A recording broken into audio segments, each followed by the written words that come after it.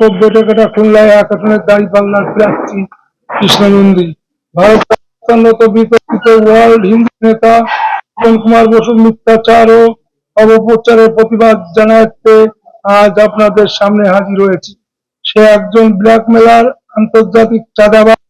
সে আমার mobile number manage করে বিভিন্ন কৌশলে আমার সাথে যোগাযোগ করে আমাকে অকথ্য ভাষায় গালিগালাজ এবং জীবননাশের হুমকি দিয়ে বলে আমি হিন্দু হয়ে কেন বাংলাদেশ জামাত ইসলামীতে যোগদান করে হিন্দু ধর্মকে বিতর্কিত করছে। প্রিয় সাংবাদিক বন্ধুরা, আমার জনপ্রিয়তায় ঈর্ষান্বিত হয়ে কিছু স্বার্থন্বেষী শ্রেণীর যোগ সাজসে আমার ব্যক্তিগত ইমেজ এবং জনপ্রিয়তা ক্ষুণ্ণ করার জন্য মিডিয়া ও সোশ্যাল মিডিয়ার মিথ্যাচার সহ বেশ কিছু এআই প্রযুক্তির মাধ্যমে তৈরি করে অপপ্রচার করছে। আমি এই সব অপপ্রচারের জোর প্রতিবাদ জানাই। সাথে সাথে এই সব অপপ্রচারের বিরুদ্ধে না হওয়ার জন্য দেশবাসীকে অনুরোধ করছি। প্রিয় সাংবাদিক বন্ধুগণ, বাংলাদেশ জামাত ইসলামের আমির ডক্টর শফিকুর রহমান গত ১/১২/২০২৫ তারিখ খুলনা ৮ দলীয় বিভাগীয় সম্মেলন শেষে আমাকে দাকব বেটেকাটা খুলনায় এক আসনে বাংলাদেশ জামাত ইসলামের মনোনীত দাঁড়িপাল্লার প্রার্থী হিসাবে ঘোষণা করেন। আর এই ঘোষণার মাধ্যমে আরো স্পষ্ট ভাবে হিন্দু সম্প্রদায়ের কাছে প্রমাণিত হয় বাংলাদেশ জামাত ইসলামী একটা অসাম্প্রদায়িক দল। দলটির কাছে মুসলিম, হিন্দু, বৌদ্ধ, খ্রিস্টান, উপজাতি কোনো ভেদাভেদ নাই, সবাই বাংলাদেশ নাগরিক। আমাকে প্রার্থী করায় সারা বাংলাদেশে হিন্দুদের দাঁড়িপাল্লার পক্ষে ব্যাপক গণজোয়ার সৃষ্টি হয়েছে। জামাত আমাকে মনোনয়ন দেওয়ার পর একটি মহল আমার বিরুদ্ধে অপপ্রচার ও মিথ্যা প্রোপাগান্ডা শুরু করেছে, যা প্রমাণ করে এটা গভীর ষড়যন্ত্রের একটি অংশ। প্রিয় সাংবাদিক বন্ধুরা, আপনারা জানেন আমাকে মনোনয়ন দেওয়ার আগে দাকব বেটেকাটা খুলনায় এক আসনে বাংলাদেশ জামাত ইসলামের মনোনীত প্রার্থী ছিল বেটেকাটা উপজেলার আমির মাওলানা শেখ মোহাম্মদ আবু ইউসুফ। তাকে পরিবর্তন করে আমাকে দাকব বেটেকাটা খুলনায় এক আসনের প্রার্থী হিসাবে ঘোষণা দেওয়ার পরও মাওলানা শেখ মোহাম্মদ আবু ইউসুফ আমাকে সমর্থন করেন এবং আমরা একসাথে নির্বাচনী প্রচারণার কাজ করছি। আমাদের ভিতর কোনো ভুল বোঝাবুঝি নেই, আমি তার কাছে চিরকৃতজ্ঞ। প্রিয় সাংবাদিক বন্ধুগণ, আমি দাকব বেটেকাটা খুলনায় এক আসনের দাঁড়িপাল্লা প্রতীকের প্রার্থী হিসাবে ব্যাপক জনসমর্থন নিয়ে বিজয় হওয়ার প্রত্যাশা রাখি। আমি বিজয় হলে সংসদে দাকব বেটেকাটার আপামর জনসাধারণের প্রতিনিধি হিসাবে ভূমিকা রাখব। আমি আপনাদের সকলের কাছে দোয়া ও আশীর্বাদ প্রার্থী। ধন্যবাদ। অন্তে কৃষ্ণনন্দী, জামাত ইসলামী মনোনীত প্রার্থী দাকব বেটেকাটা খুলনায় আমার উপস্থিত আছেন আমার আগের মনোনীত প্রার্থী মাওলানা শেখ আবু ইউসুফ সাহেব আমার পাশে আছে।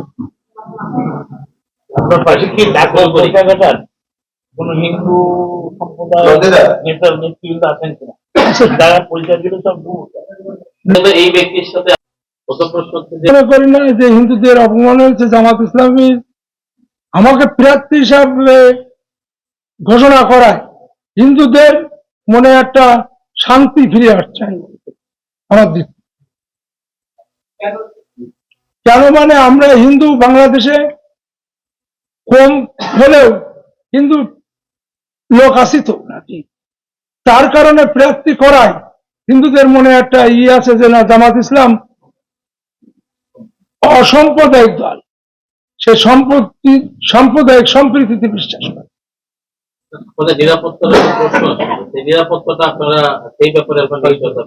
হ্যাঁ, নিরাপত্তা আমরা পেয়েছি।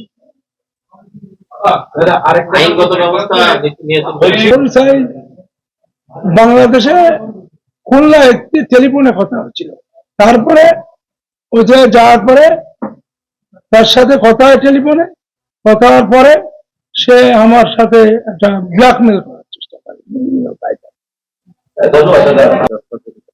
আপনার সাথে ওই মন্ত্রীর বা আওয়ামী লীগের সদস্য আছে কিনা? আর বড় ভাই আমার যেটা বলছিলেন যে বিদেশি কোনো গোয়েন্দা সংস্থার সাথে আপনার সম্পর্কটা আছে কিনা? আর একটা বিষয় যে আপনি যেহেতু একজন হিন্দু মানুষ, আপনার দ্বারা কিভাবে ইসলাম কায়েম করা সম্ভব বা এই ইসলামপন্থী সংগঠনের কিভাবে এই আদর্শ আপনি বাস্তবায়ন করবেন? আমার আগে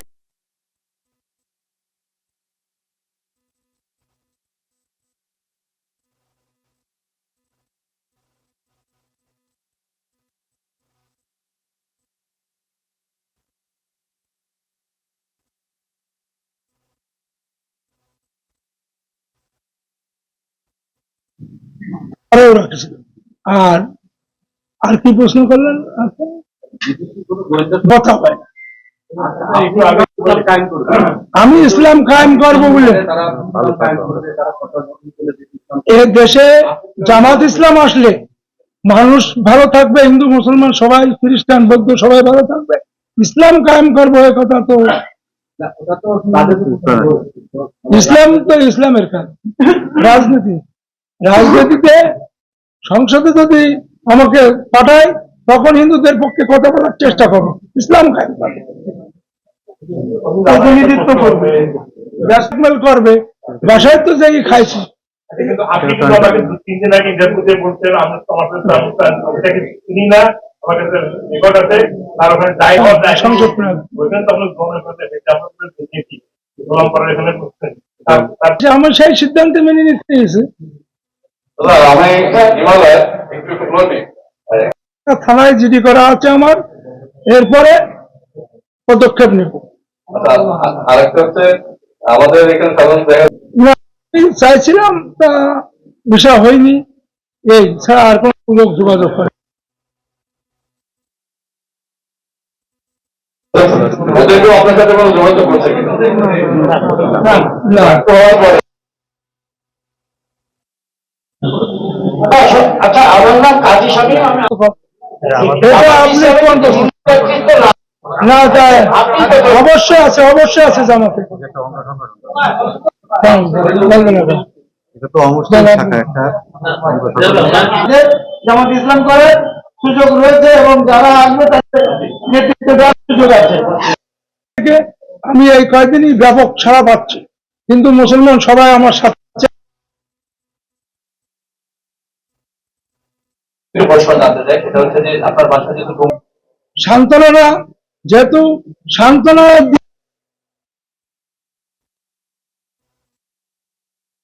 না, যেহেতু অধ্যাপক মিয়া গোলাম পরোয়ারের সাথে আমাদের ভালো সম্পর্ক, ডুমুরিয়া ফুলতলা খুলনা 5 আসনের 2001 থেকে 2006 সাল পর্যন্ত উনি এমপি ছিলেন। সেই থেকে তার সাথে হিন্দুদের একটা ভালো সম্পর্ক, সেই হিসাবে হিন্দুদের ভোট সে পাবে। এই যে আমাকে প্রার্থী করার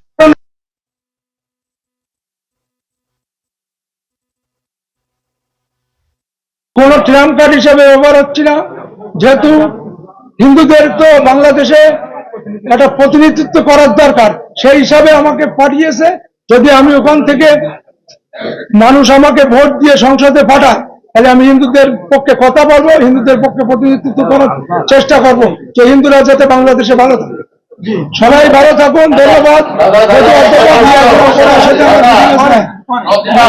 একটা প্রশ্ন যে ওই করি আমি, যেহেতু দাঁড়িপাল্লার প্রতিনিধি হিসাবে ওখানে গেছি, বাংলাদেশ থেকে একমাত্র আমাকে ওখানে পাঠিয়েছে বাংলাদেশের মানুষের কথা বলার জন্য। ওখানকার হিন্দু মুসলমান শান্তিতে থাকবে, বসবাস আমাকে চাই না। উন্নয়নে আপনার সর্ববৃহৎ প্রতিশ্রুতি কি? প্রতিশ্রুতি থাকবে ওখানে হিন্দুদের ভালো থাকার, নিরাপত্তা থাকার, আর থাকবে ওখানে রাস্তাঘাট ভালো করার, সন্ত্রাস মুক্ত, চাঁদাবাজ মুক্ত, ডাকব বটিবাসীকে উপহার